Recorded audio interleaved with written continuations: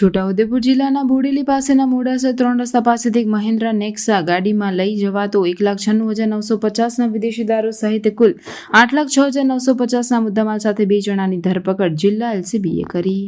છોટાઉદેપુર જિલ્લો સરહદી જિલ્લો છે, જેને લઈને પર પ્રાંતમાંથી વિદેશી દારૂ અવારનવાર ઘુસાડવાના પ્રયત્નો થાય છે, ત્યારે જિલ્લા એલસીબી તેને નિષ્ફળ બનાવી રહી છે. ત્યારે બોડેલી પાસેના મોડાસર ખાતેથી વિદેશી દારૂ લઈને ગાડી પસાર થવાની બાતમી જિલ્લા એલસીબીને મળી હતી.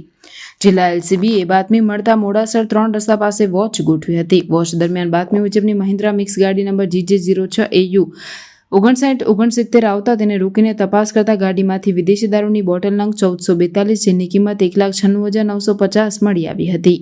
જેને લઈને જિલ્લા એલસીબીએ વિદેશી દારૂ સહિત મહિન્દ્રા ગાડી તેમજ મોબાઈલ મળી કુલ કિંમત 8,06,950ના મુદ્દામાલ સાથે 2 આરોપીઓ અંકેશભાઈ દહરિયાભાઈ તોમર રહેવાસી હોડી ફળિયા આંબા તાલુકો સોંઢવા જિલ્લો અલીરાજપુર અને નીરુભાઈ નાનિયાભાઈ તોમર રહેવાસી હોડી ફળિયા આંબા તાલુકો સોંઢવા જિલ્લો અલીરાજપુરને ઝડપી પાડીને કાર્યવાહી હાથ ધરી છે.